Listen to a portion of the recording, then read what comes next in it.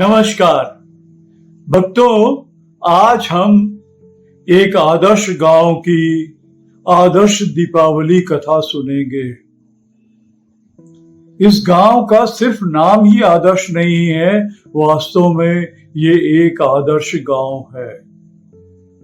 इस गांव में रहने वाले लोग साफ सफाई पे बहुत ध्यान देते हैं।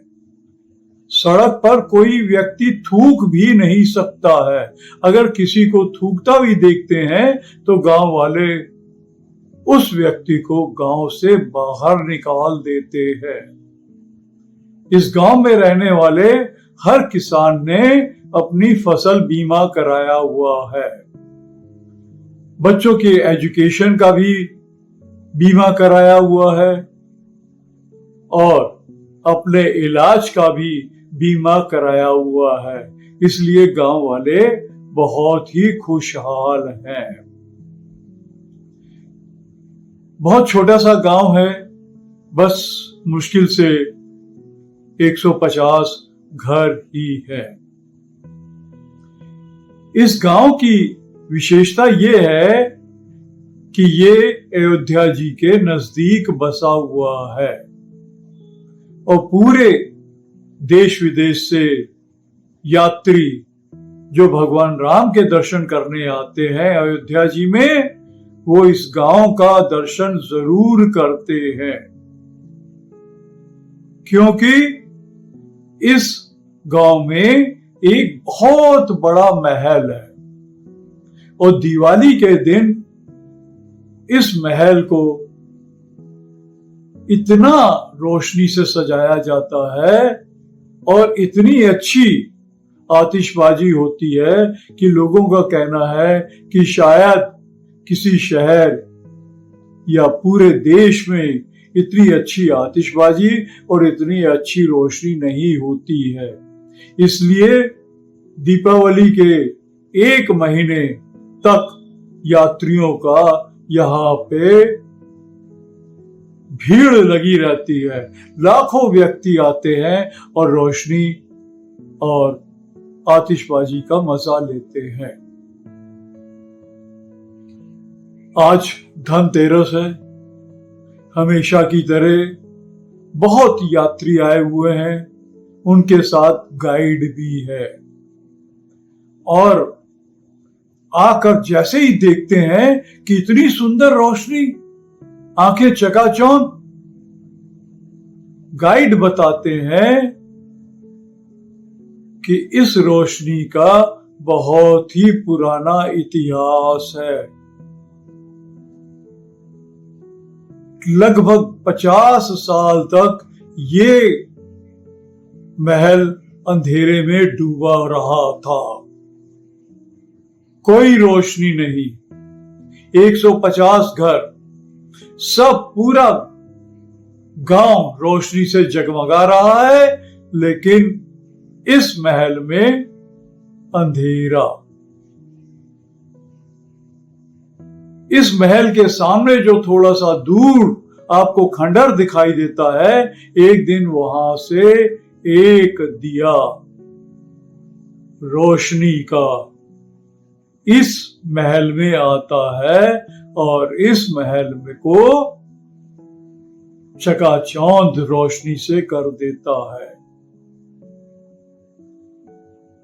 यात्री बड़े उत्सुक कि भाई रोशनी का दिया एक खंडहर से आता है और पूरे महल को चकाचौंध कर देता है। सब ये जानने के लिए उत्सुक हैं कि आखिर इस महल की क्या कहानी है। तो गाइड कहानी सुनाते हैं। बहुत साल पहले इस महल में एक सेठ जी रहते थे, पत्नी के साथ। उनकी 2 बेटियां थी। सेठ जी के पिताजी ने ये सुंदर महल बनाया था जिसमें ये 4 का परिवार रहता है। सेठ जी स्वभाव के अच्छे थे, गांव वालों की बहुत मदद करते थे। लगभग सारे गांव वाले सेठ जी के कर्जदार थे। सेठ जी से सबने उधार पैसा लिया होता था और सेठ जी 12 किस्तों में अपना पैसा पूरा वापस लेते थे। 10 किस्तें आपकी मेन कर्ज की होगी और 2 महीने की किस्त जो है वो सेठ जी का ब्याज होता था। लेकिन सेठ जी की ये खासियत थी कि अगर किसी की फसल खराब हो जाती थी या कोई किसान पैसे नहीं दे सकता था तो उसको माफ भी कर दिया जाते थे। लेकिन सेठ जी कंजूस बहुत थे, पुराने विचारों वाले। उनकी 2 बेटियां जो हैं दोनों क्लास 10 पास करके घर में बैठी हुई हैं। क्यों? क्योंकि वो बेटियों को अकेले शहर में पढ़ने की इजाजत नहीं देते हैं, घर से भी बाहर निकलने की इजाजत नहीं देते हैं। हमेशा कहते हैं कि भाई आजकल का जो वक्त है ना वो अच्छा नहीं है। सादा खाना, किसी टाइप का जंक फूड तो बेटियों को खाना बिल्कुल मना है। कोई पिज्जा नहीं, कोई नूडल्स नहीं, कोई पास्ता नहीं और घर से बाहर निकलने की इजाजत बिल्कुल नहीं। अब बेटियां आजकल के जमाने की हैं, होशियार भी हैं, पढ़ी लिखी हैं, समझदार हैं। उनको घर के अंदर बैठे रहना बहुत ही खराब लगता है। गांव से थोड़ी दूर एक स्कूल है जो सिर्फ 10वीं क्लास तक है और एक प्राथमिक चिकित्सा केंद्र भी है। और ये प्राथमिक चिकित्सा केंद्र और स्कूल एक मास्टर जी चलाते हैं। थोड़ा बहुत पैसा जो सरकार की तरफ से अनुदान के रूप में मिलता है उसी अनुदान से ये स्कूल और अस्पताल चलता है। मास्टर जी की थोड़ी सी खेती बाड़ी भी है जिससे उनके खाने भर का अनाज हो जाता है। मास्टर जी अपनी पत्नी के साथ रहते हैं। इनके 2 बेटे हैं। मास्टर जी पढ़ाई लिखाई पे बहुत ध्यान देते हैं। दोनों बेटों को उन्होंने आगे की पढ़ाई करने के लिए शहर भेजा हुआ है। एक बेटे का MBBS आखिरी साल हो चुका है और वो इंटर्नशिप कर रहा है और दूसरा बेटा जो छोटा है वो वकालत का आखिरी साल की पढ़ाई कर रहा है। मास्टर जी के स्कूल में ही दोनों बेटियां सेठ जी की पढ़ी हुई थी। मास्टर जी दोनों बेटियों के स्वभाव से बहुत प्रभावित होते हैं और उन्हें अपनी बेटी की तरह ही मानते हैं। उन्हें बेटियों से मिलना बातचीत करना बहुत अच्छा लगता है, इसलिए हर शाम को सेठ जी के घर में चले जाते हैं और सेठ जी से उनकी दोस्ती भी हो जाती है। और मास्टर जी की खासियत ये थी कि जब भी वो बेटियों से मिलने जाएंगे तो कुछ ना कुछ उनके खाने का, उनकी पसंद का लेकर जाएंगे, चाहे वो पास्ता हो या पिज्जा हो या समोसा हो या खस्ता हो या कचौड़ी। इसलिए बेटियों को भी मास्टर जी के आने का रोज इंतजार रहता था कि चलिए आज तो अपने मनपसंद का खाने को मिलेगा। लेकिन सेठ जी को नहीं बताया जाता था। अगर सेठ जी को पता लगता तो वो तो सबकी खटिया खड़ी कर देते। वक्त गुजरता है, दिवाली का समय आता है। मास्टर जी रोज की तरह सेठ जी के घर में जाते हैं। घर में जाकर देखते हैं कि दोनों बेटियां बहुत उदास और दुखी हैं। मास्टर जी कहते हैं, भाई आप इतने दुखी क्यों हो? तो बेटियां बताती हैं कि हमारे इतने बड़े महल में रोशनी नहीं होती है, पूरा गांव रोशनी से जगमगा उठता है, लेकिन यहाँ अंधेरा रहता है। क्यों? क्योंकि सेठ जी कहते हैं कि रोशनी पे पैसा खर्च करना बेवकूफी है, पैसे की बर्बादी है। इसलिए वो ये कहते हैं कि भगवान श्री रामचंद्र जी जब वनवास से वापिस अयोध्या जी आए थे तो उनके स्वागत में दिए जलाए गए थे। तो आप दिए जलाइए। अब दिए जो हैं वो 10-15 मिनट तक जलते हैं, उसके बाद बुझ जाते हैं और पूरा महल अंधेरे में डूब जाता है। बेटी कहती हैं कि अब हम बाहर निकलते हैं या बाहर की औरतें जब हमारे घर आती हैं तो सब बहुत मजाक उड़ाती हैं। उन्होंने नाम ही रख दिया है अंधेरे वाला घर। ये सुनकर हमें बिल्कुल अच्छा नहीं लगता है। और कुछ औरतें तो यहाँ तक कह देती हैं कि इनके सेठ जी जो है बहुत ही कंजूस है, एक पैसा भी खर्च करने में उनकी जान निकलती है, वो तो बिल्कुल पैसे के गुलाम है। ये सब सुनकर उनको बहुत दुख होता है। तो बेटी कहती है कि आज से 2-3 दिन के बाद फिर दिवाली है, फिर हमारा घर अंधेरा रहेगा, फिर इसमें मजाक उड़ाया जाएगा। और दोनों माता के साथ मिलकर रो रहे हैं। मास्टर जी को बहुत खराब लगता है। वो तुरंत सेठ जी के पास उनके ऑफिस में चला जाता है, उनसे विनती करता है कि जब पूरे गांव में रोशनी होती है, ईश्वर ने आपको इतना पैसा दिया है, तो आपको भी रोशनी करनी चाहिए। आपको पता है कि आपकी बेटियां, आपकी पत्नी घर में बैठ के रो रही हैं। क्या यही तरीका है दिवाली का स्वागत करने का?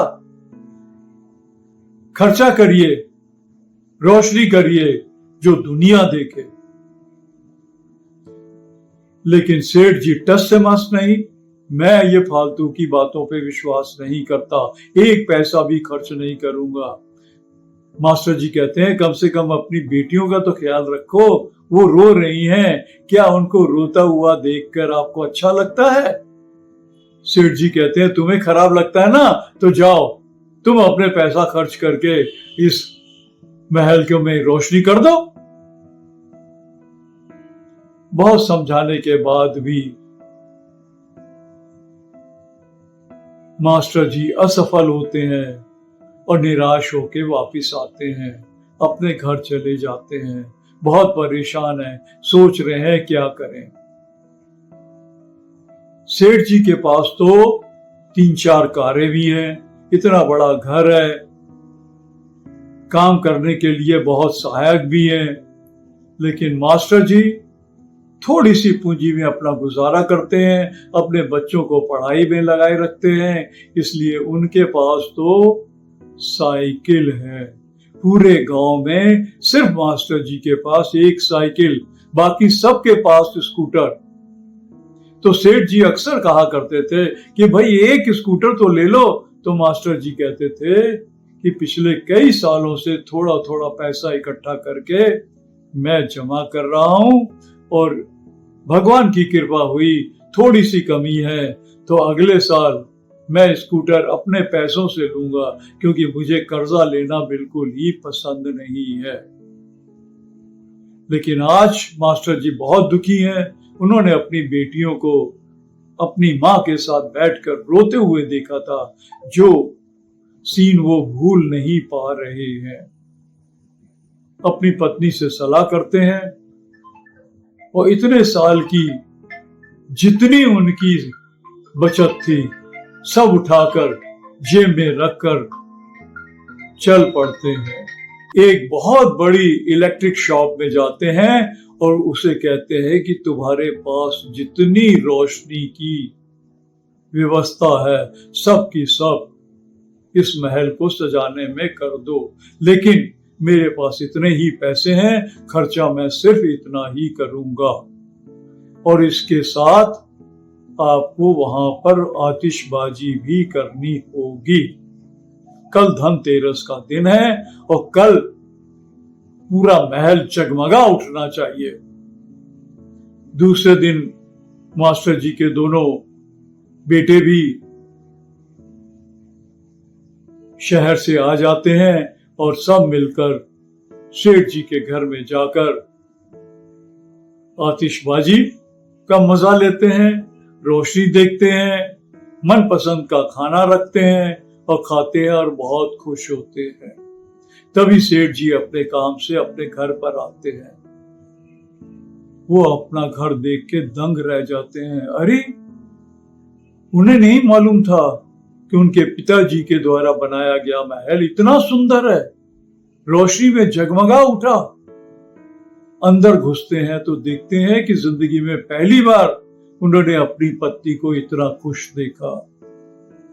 बच्चे भी खुशी से चहक रहे थे, सारे मिलकर पटाखे भी फोड़ रहे थे, अपने मनपसंद का खाना भी खा रहे थे और बहुत खुश हो रहे थे।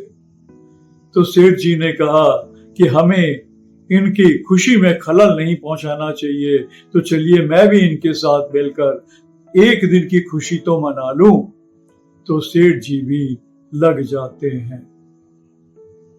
अचानक मास्टर जी के गले लग जाते हैं और रोने लगते हैं। कहते हैं, दोस्त, तुमने मुझे जीना सिखाया। आज तक मैं सिर्फ पैसे कमाना ही जानता था, खर्च करना नहीं जानता था, ये नहीं जानता था कि खुशी क्या चीज है। बच्चों को एक दिन की भी खुशी नहीं दे पाया और तुमने खुशी कैसे मिलती है ये मुझे आज सिखाया है। ये ऋण मैं तुम्हारा जीवन भर नहीं भूलूंगा। लेकिन कहते हैं, मास्टर जी, तुमने एक गलत काम किया। तुम्हारे पास पैसे कहाँ है? इतने कैसे खर्च कर दिए? क्योंकि मुझे पता लग गया है कि ये सारा खर्चा तुमने किया है।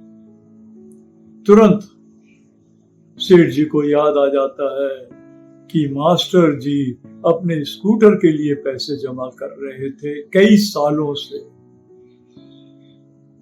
जैसे ही उन्हें याद आता है, फिर उनकी आंखों से प्रेम के आंसू बहने लगते हैं और एक बार फिर अपने दोस्त को गले लगा लेते हैं। धनतेरस का दिन खुशी में बीत जाता है। मास्टर जी अपने घर बच्चों के सहित आ जाते हैं। सेठ जी जहां भी जाते थे अपनी कार और ड्राइवर के साथ जाते थे। दूसरे दिन अपने दोस्त से मिलने के लिए वो स्कूटर पे जाते हैं। मास्टर जी कहते हैं, अरे, आज तुम स्कूटर पे? कहते हैं, हाँ, आज मेरा दिल किया कि मैं स्कूटर पे अपने दोस्त से मिलने के लिए जाऊं। एक चाबी उनके पास थी जो मास्टर जी के घर में छोड़कर वो पैदल अपने घर वापस के लिए आने लगते हैं। मास्टर जी कहते हैं कि अरे, तुम पैदल जा रहे हो, अपना स्कूटर क्यों नहीं लेके जा रहे हो? सेठ जी मुड़ते हुए कहते हैं, दोस्त, वो मेरा स्कूटर नहीं, ये स्कूटर तुम्हारा है, जिसके लिए तुम इतने साल से मेहनत कर रहे थे। और उसके बाद चुपचाप सेठ जी अपने घर वापस चले जाते हैं और मास्टर जी सेठ जी को देख रहे हैं और उनके आंखों से प्यार के आंसू झलक रहे हैं।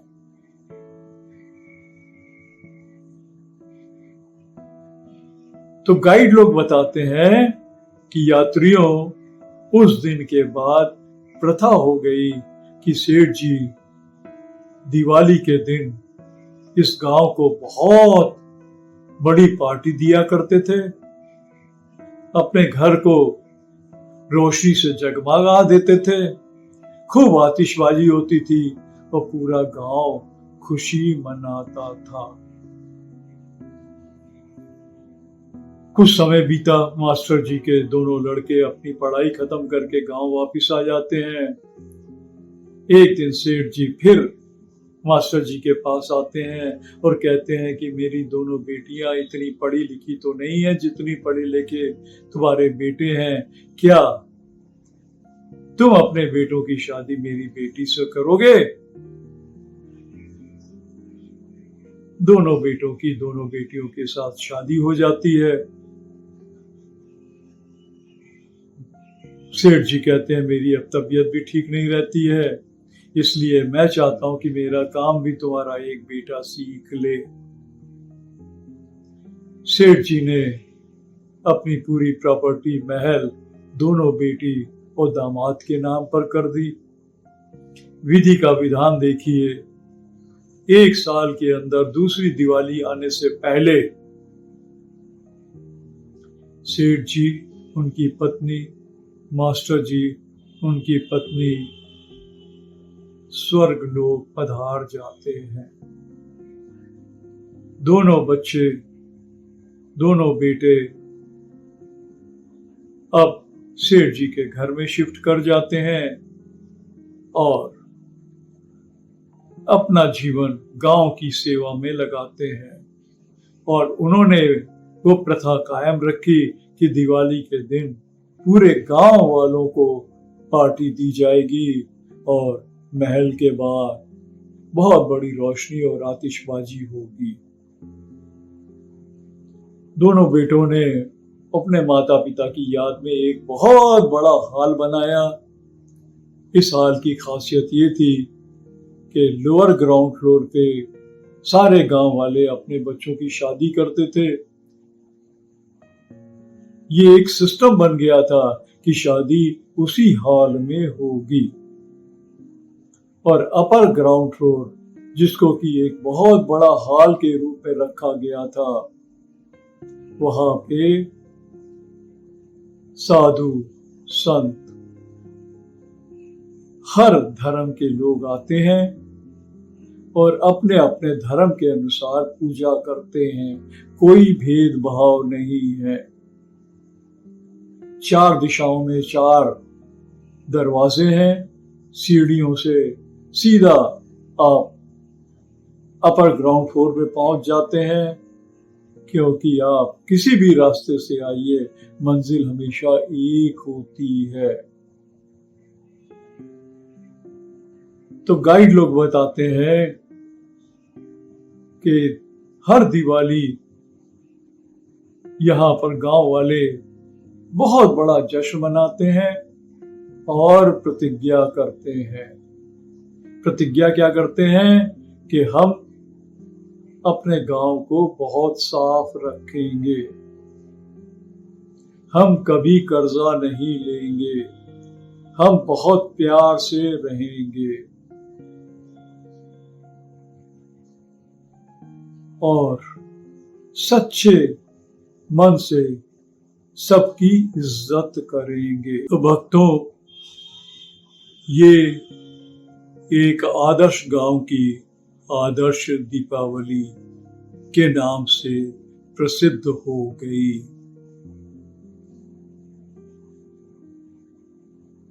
और जो यात्री आते हैं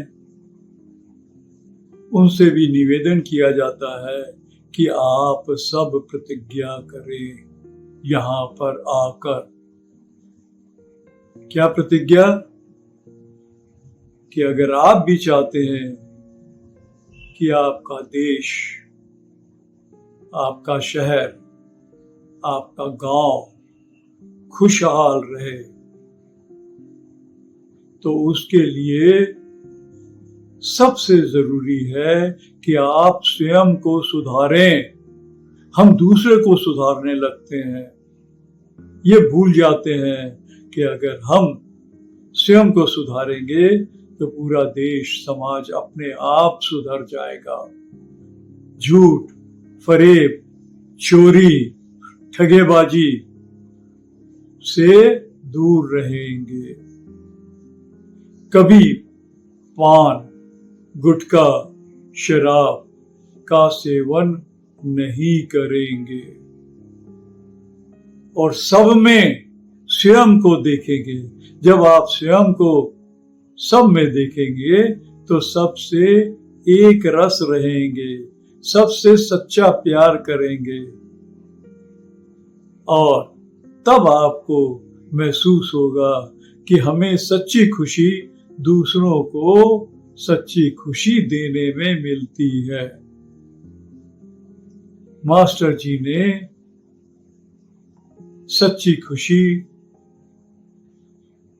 सेठ जी को भी दी, इसलिए पूरा गांव खुशी में झूम गया। भक्तों, मेरी आपसे प्रार्थना है कि दीपावली खूब जोश से मनाएं, परिवार के साथ बहुत खुश रहें, लेकिन कुछ प्रतिज्ञाएं स्वयं करें अपने आप को सुधारने की, सबसे प्यार करने की, सब में खुशियां बांटने की। सब में खुशियां बांटेंगे तो सबसे ज्यादा खुशी आपको स्वयं मिलेगी। दीपावली के शुभ अवसर पर मैं सारे भक्तों, आपको और आपके परिवार को दिवाली की ढेर सारी शुभकामनाएं देता हूं। सदा खुश रहें, आनंदित रहें। नमस्कार।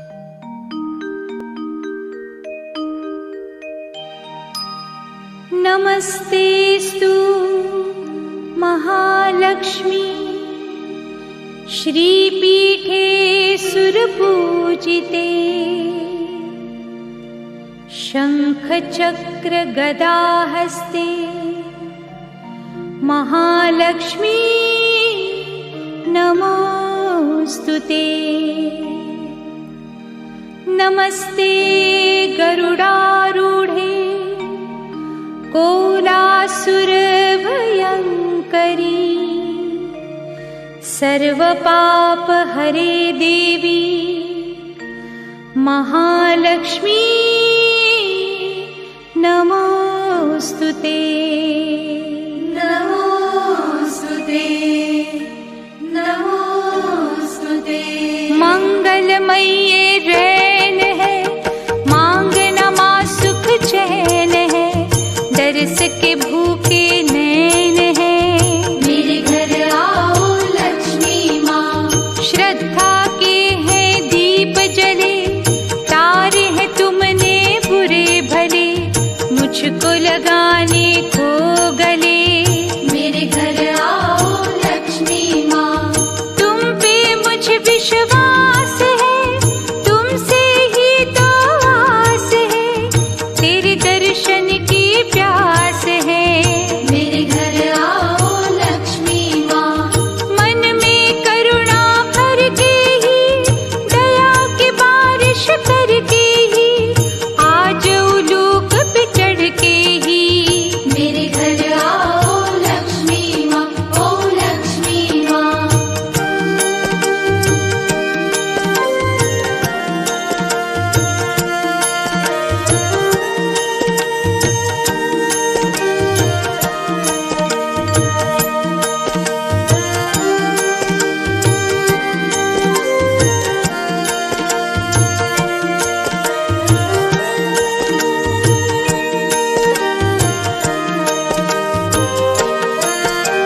सारा ही परिवार माँ, मन से रहा पुकार माँ, अब करके उपकार माँ, मेरे घर आओ लक्ष्मी माँ। सुख का उजाला करने को, ये अंधियारा हरने को, खुशी से आंगन भरने को, मेरे घर आओ लक्ष्मी माँ। बड़ी हो तुम दयावान माँ, महिमा तेरी महान माँ, करने